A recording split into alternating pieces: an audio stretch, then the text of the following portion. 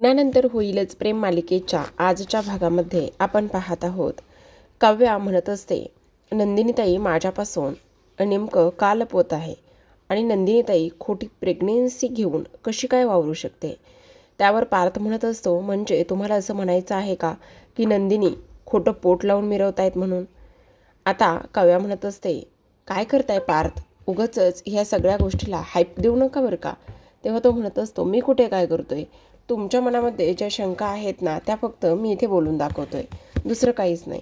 दुसरीकडे आपण पाहतो, आता जीवा आणि नंदिनी इथे खूप मोठा राडा करत असतात आणि खूप मोठा राडा करत असताना इथे लगेचच ते लोक म्हणत असतात की काय चाललंय नंदिनी, तुझं काय चाललंय, अशी कशी वागू शकतेस तू. आणि त्याहूनही सगळ्यात महत्त्वाची गोष्ट म्हणजे मला एक गोष्ट समजत नाही की इथे तुला आत्ता ह्या वेळेला आईस्क्रीम कशी काय खायची तेच मला काही कळत नाही, असं सुद्धा आता इथे ते बोलत असतात. आता हे सगळं काही बोलल्यानंतर इथे नंदिनी म्हणत असते, नाही मला ना आत्ताच्या आत्ता इथे आईस्क्रीम खायचं आहे म्हणजे खायचं आहे, मला ह्या सगळ्या गोष्टीबद्दल काहीच ऐकायचं नाही, असं सुद्धा आता इथे नंदिनी म्हणत असते. आणि तेव्हा पार्थ त्याचबरोबर काव्या हे सुद्धा सगळेजण बाहेर आलेले असतात. आणि हे सगळेजण बाहेर आल्यानंतर आपण पाहतो की आता इथे जीवा म्हणत असतो, काय करायचं मला कळतच नाही, एवढ्या थंडीत कोण आईस्क्रीम खातं. तेव्हा पार्थ म्हणत असतो, म्हणजे तुझ्यासुद्धा बायकोला बर्फ खाण्याची डोहाळे लागली की काय. तेव्हा जीवा म्हणत असतो, बर्फ नाही बाबा, तुझ्या बायकोला म्हणजे मला नाही समजलं, काव्याला पण डोहाळे लागले होते बर्फ खाण्याचे. अरे तुला सांगू, इथे त्या दिवशी पहिल्या पावसामध्ये अक्षरशः इथे बर्फ खाण्याचे डोहाळे लागले. आणि तुला एवढंच नाही सांगत मी, तर आणखी एक गोष्ट सांगतो, इथे मी अक्षरशः खड्डा खोदूनच बर्फ माती आणली आणि ती मातीसुद्धा मी काव्याला खायला दिली, आलं का लक्षात तुझं. असं म्हटल्याबरोबर आता मात्र इथे जीवा म्हणत असतो, दादा मला एक गोष्ट सांग, ह्या बायकांचे असे डोहाळे कसे काय तुम्ही पुरवून घेता आणि त्या सगळ्या गोष्टी अशा कशा काय करता तेच मला कळत नाही, बापरे बाप, असं सुद्धा आता इथे जीवा म्हणत असतो. तेवढ्यात मानिनी म्हणत असते, पण आत्ता तुला ह्या वेळेला बर्फ खाण्याचे डोहाळे लागले, म्हणजे आईस्क्रीम खाण्याचे डोहाळे लागलेत, आता एवढ्या उशिरा मी उद्या खाऊ घालू का तुला.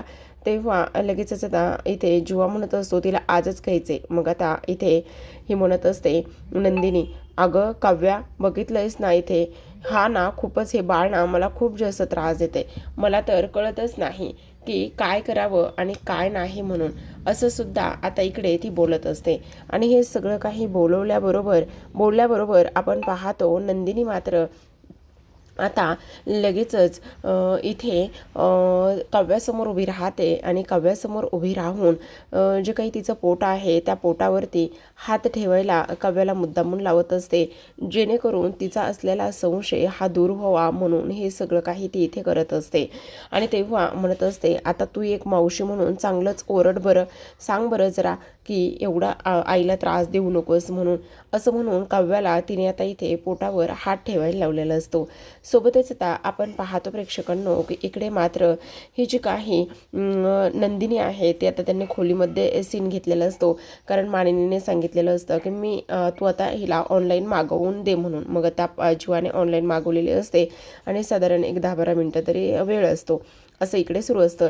दुसरीकडे आपण पाहतो की आता इथे मात्र जेव्हा ही लोक घरामध्ये खोलीमध्ये येतात ना त्यावेळेला नंदिनी म्हणत असते, खरं तर ना मला खूपच टेन्शन आलं होतं, काव्याने ज्या पद्धतीने इथे हे सगळं काही केलं ना त्या पद्धतीने, पण मला आता पूर्ण खात्री आहे की काही जरी झालं ना तरी काव्याला मात्र आता ह्या सगळ्या गोष्टीवरती विश्वास हा बसला असेल आणि तिला बसायलासुद्धा हवा विश्वास ह्या सगळ्या गोष्टीवरती, असं सुद्धा आता इथे नंदिनी बोलत असते. आणि त्यावर जीवा म्हणत असतो, हो अजिबात काळजी करू नकोस नंदिनी, काही जरी झालं ना तरी विश्वास हा नक्कीच बसला असेल, असं सुद्धा आता इकडे ते लोक बोलत असतात.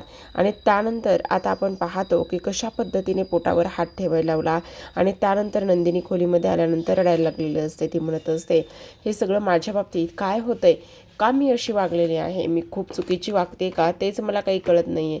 असं कसं होऊ शकतं, कारण मला एक गोष्ट समजत नाही आहे. मी आज एकदा नाही तर दोनदा, दोनदा नाही तर तीनदा खोटं बोलते आणि आज तर मी आईलासुद्धा खोटं बोललेले आहे. जेव्हा ती लोक खालून वर येत होते त्यावेळेला मात्र नंदिनीने स्पष्टपणे सांगितलेलं होतं की इथे मागे अजिबात वळू नका, काव्याचं पूर्ण लक्ष आपल्याकडे आहे. आणि जेव्हा ती लोक येतात त्यावेळेला आता इथे आर्याचा कॉल आलेला असतो.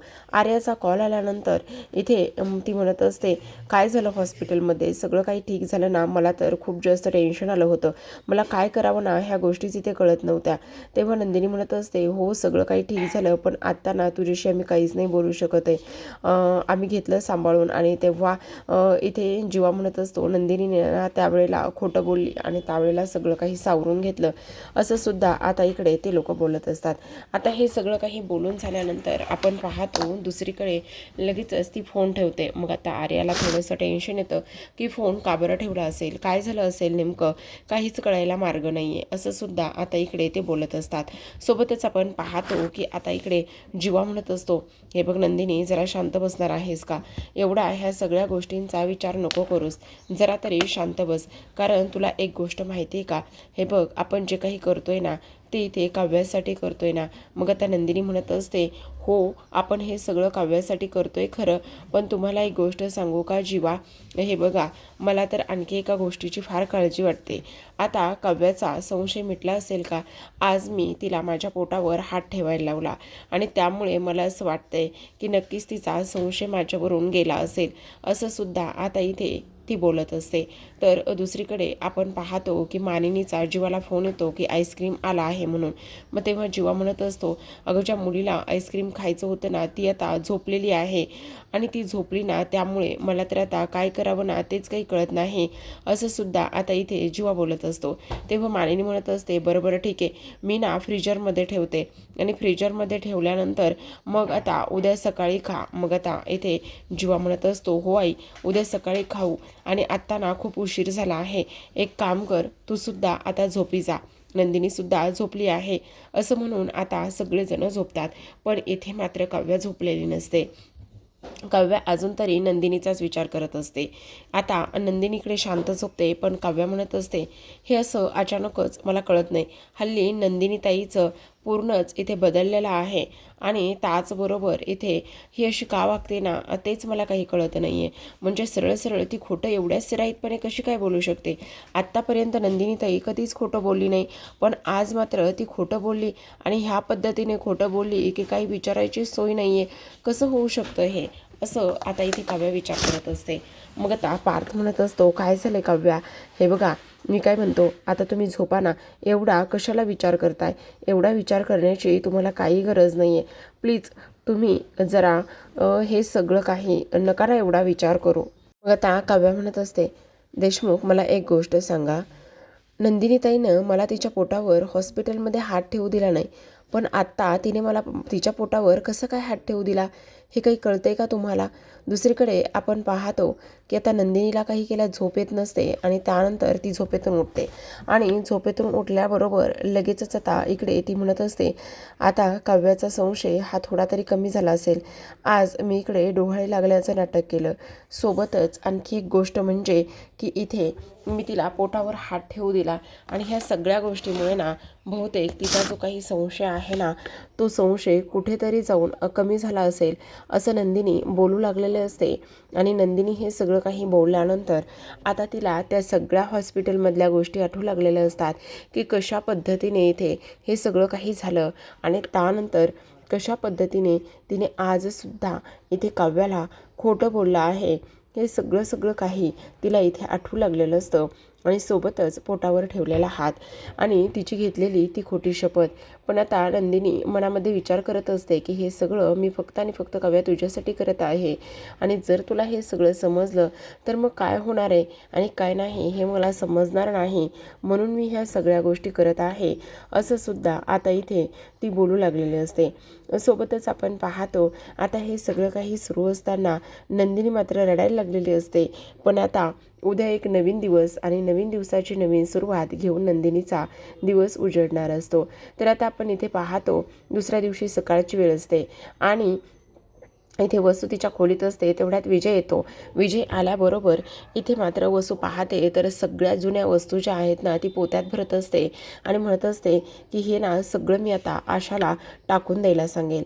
आता विजय येतो आणि विजय आवाज चढवतो तो म्हणजे वसूवर. तो म्हणत असतो, तुमची हिंमत कशी झाली? माझा चार्जर कुठं आहे? माझा चार्जर घेण्याची हिंमत कशी झाली? आणि मला न विचारता तुम्ही माझा चार्जर का घेतला? तेव्हा वसू म्हणत असते, काय बोलताय विजयराव? अहो त्या दिवशी काय झालं ना, इथे काव्याची चोरओटी होती ना, त्या दिवशी ते मला बाकी काही माहिती नाही आहे. माझं इथे चार्जर कुठे आहे? मला आत्ताच्या आत्ता माझं चार्जर हवं आहे. मला माझं चार्जर द्या. काय झालं विजयराव? तुम्ही जरा टेन्शनमध्ये आहात का? सगळं काही ठीक आहे ना? तेव्हा लगेच आता विजय म्हणत असतो, मला काय तुमच्यासारखं घर बसल्या बसल्या एकच काम आहे का?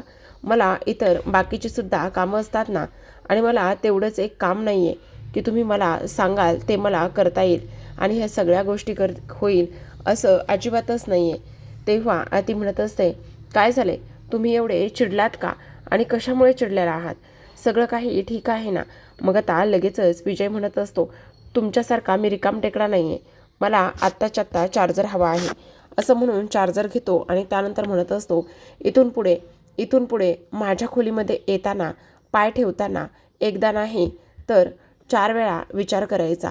समजलं का? अजिबात माझ्या खोलीमध्ये यायचं नाही असं म्हटल्याबरोबर आता मात्र इथे ही जी काही मानिनी आहे, मानिनीने ह्या सगळ्या गोष्टी ऐकलेल्या असतात. आता मानिनीने ह्या सर्व गोष्टी ऐकल्याबरोबर आपण पाहतो की आता इथे लगेचच तिला धक्का बसतो. दुसरीकडे सकाळीच इथे आपण पाहतो तर काय, इथे मात्र जीवा आणि नंदिनी किचनमध्ये असतात. जीवा आणि नंदिनी किचनमध्ये असताना आता ते इथे चहा बनवत असतात. नंदिनी म्हणत असते, अशा पद्धतीचा चहा बनवायचा आहे आणि तुम्ही चहा बनवणार नाही का? मग आता इकडे तो पाणी घालत असतो. त्यानंतर तो सगळं उलटं करत असतो आणि उलटं करत असताना इथे मात्र नंदिनी त्याला म्हणत असते, तुमचं काय चाललंय जीवा? तुम्ही असे कसे वागू शकता? तुम्ही काय करताय हे सगळं काही? हे बघा, अहो असं नका करू. तेवढ्यातच आता इकडे तुम्हाला काय झालंय असं सुद्धा नंदिनी विचारते आणि त्यावेळेला आता इकडे जीवा म्हणत असतो, खरं सांगू का, मला खूप जास्त आनंद होतोय. म्हणजे एवढी एक्साइटमेंट आहे ना आजच्या दिवसाची, कारण आज ना आपल्या आयुष्यामध्ये काहीतरी वेगळं होणार आहे आणि काहीतरी वेगळ्या गोष्टी घडणार आहेत ना, त्यामुळे मला फार जास्त आनंद होतोय. म्हणजे बघ ना, आज शेवटी इथे आपल्या आयुष्यामध्ये किती आनंदाचा दिवस आहे. म्हणजे आज आपण ना एम्ब्रॉयडरी ट्रान्सफर करणार आहोत आणि ही गोष्ट कोणाला सांगूसुद्धा शकत नाही. तेवढ्यातच गॅसवर गरम करायला ठेवलेलं जे काही दूध आहे ना, ते दूध मात्र उतू जात असतं आणि ते दूध उतू गेल्यानंतर आता उतू जाण्यापेक्षा ते दूध ना फाटलेलं असतं आणि ते दूध फाटल्यानंतर ना इथे आता ह्या नंदिनीला कळत नाही नेमकं दूध का आणि कशामुळे फाटलं असेल आणि दूध असं ओतू जाणं हा सर्वात मोठा अपशकुन आहे. ही सुद्धा गोष्ट ती इथे बोलून दाखवत असते. आता मानिनीला पाहिल्याबरोबर वसू नेहमीप्रमाणेच तिच्यावर चिडते आणि म्हणत असते, काय गे मानिनी, आमचं दोघांचं बोलणं इथे तू चोरून ऐकत होतीस का? तेव्हा मानिनी म्हणत असते, मला माफ करा वसूताई, खरं तर मी तुमच्या दोघांचं बोलणं चोरून ऐकत होती असं नाही आहे, पण आत्ता विजयराव ज्या पद्धतीने तुमच्याशी बोलत होते ना, ते बोलणं कानावर पडलं आणि त्यामुळे मात्र माझ्या तळपायाची आग आता मस्तकालाच गेली आहे. काय होय ओ विजयराव, घर जावई आहात ना तुम्ही? घर जावयासारखं राहा ना मग. आणि काय माहिती हो तुम्हाला वसुताईबद्दल एवढं? तुम्ही वसुताईबद्दल एवढं सगळं बोलण्याची हिंमत केली कशी? तुम्ही वसुताईला म्हणता ना की तुम्ही घरातच असता म्हणून, तुम्ही कुठे बाहेर जाऊन बाहेरची कामं करता. तर तुमच्या माहितीसाठी मी तुम्हाला एक गोष्ट सांगते, वसुताई भलेही घरात असतील पण त्यांनी त्यांच्या आयुष्यात किती स्ट्रगल केलं आहे हे तुम्हाला माहिती आहे. नवरा गेल्यापासून इथे विक्रमला कंपनी सांभाळण्यासाठी मदत केली. त्याचबरोबर एवढंच नाही तर रम्याला एकटीनं वाढवलं आहे त्यांनी. एवढंच नाही तर विक्रमच्या सुद्धा पाठीमागे त्या खंबीरपणे उभे राहिल्यात. आणि तुम्ही त्यांना आज म्हणताय की तुम्ही फक्त घरामध्येच असता, तुम्ही कुठं बाहेर जाऊन काम करता म्हणून. हे सगळ्या गोष्टी तुम्ही बोलताय. तुमची हिंमत कशी झाली हे सगळं काही बोलण्याची? आता हे सगळं काही बोलल्यानंतर मात्र मानिनी फार चिडलेली असते आणि म्हणत असते, आत्ता बोललात पण इथून पुढे हे सगळं काही बोलताना जरा तरी विचार करायचा, समजलं का तुम्ही? जावाई आहात ना, घर जावायला दिली ओसरी आणि घर जावाई पाय पसरी, अशी गत झाली तुमची. पाय पण पसरावे, पण जरा अंथरूण बघून पाय पसरावे, समजलं तुम्हाला? आणि तुम्हीच म्हणता ना नेहमी हे घर वसू आत्याचं आहे, वसू आत्याचं आहे. मग वसूताईंवर बोलताना ह्या गोष्टी विसरलात का? आणि आणखी एक गोष्ट, ज्या खोलीमध्ये तुम्ही राहताय ना, ती खोली वसूताईंची आहे. ही गोष्ट तुम्ही कशी काय विसरू शकतात? घर जावई बापू काय? आणि त्यावर मानिनी रागानेच आता इथे विजेकडे पाहत असते आणि त्यानंतर म्हणत असते, काय चाललंय काय? स्वारीबिरी म्हणण्याची काही तुमच्याकडे पद्धत असते की नाही? आत्ताच्या आत्ता इथे वसुताईंना स्वारी म्हणायचं, कळलं का? आणि इथून पुढे त्यांच्याबद्दल बोलताना एकदा नाही तर हजारदा विचार करायचा, कळलं? अजिबात हे असलं इथे खपून घेतलंच जाणार नाही, असं मात्र मानिनीने खडसावलेलं असतं. आणि निघणाऱ्या विजयला थांबून मात्र त्याला वसूची माफी मागायला लावलेली असते.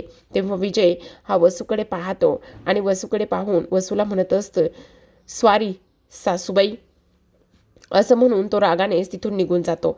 आता तो तर निघून जातो, पण तो गेल्यानंतर इथे आता वसू ही मानिनीशी बोलत असते आणि म्हणत असते, खरं सांगू का मानिनी, आज तू माझी बाजू घेऊन विजयशी बोललीस. अजूनसुद्धा तुला माझ्याबद्दल प्रेम आणि त्याचबरोबर अजूनसुद्धा माझ्यासाठी तुझा जीव तुटतोय ना, हे पाहून मात्र मला खरंच खूप बरं वाटलं.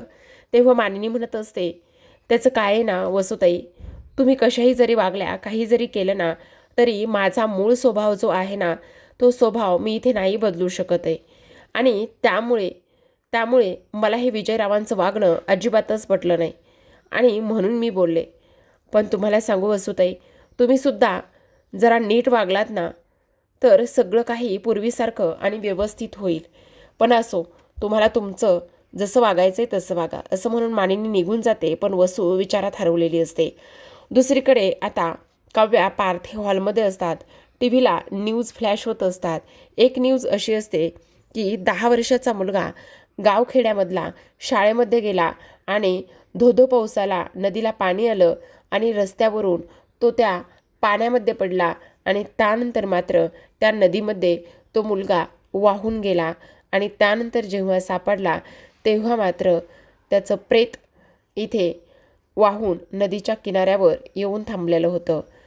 हे सगळं आता न्यूजवर ऐकण्यात आलेलं असतं आणि हे फक्त आणि फक्त रस्ता खराब असल्यामुळे झालेला आहे.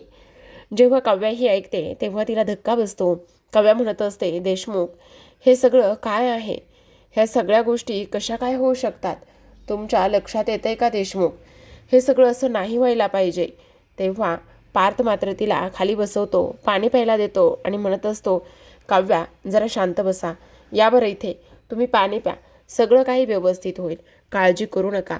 मग त्या काव्या म्हणत असते, बघितलं, म्हणजे शहरामध्येच नाही तर गावखेड्यामध्ये सुद्धा अक्षरशः हीच हालत आहे आणि हीच अवस्था गावखेड्यामध्ये सुद्धा आहे. ह्या सगळ्या गोष्टींचं मला मात्र फारच जास्त वाईट वाटत आहे, असं सुद्धा आता इथे ती बोलू लागलेली असते. आणि त्यावेळेला पार्थ म्हणत असतो, हे बघा काव्या, प्रत्येक ठिकाणी असंच असतं. तुम्हाला सांगू का, सगळ्यात महत्त्वाची गोष्ट म्हणजे आत्ता जरी ते रस्ते चांगले असले तरीसुद्धा तुम्हाला सांगू, पाऊस पडला की ते रस्ते खराब होतात.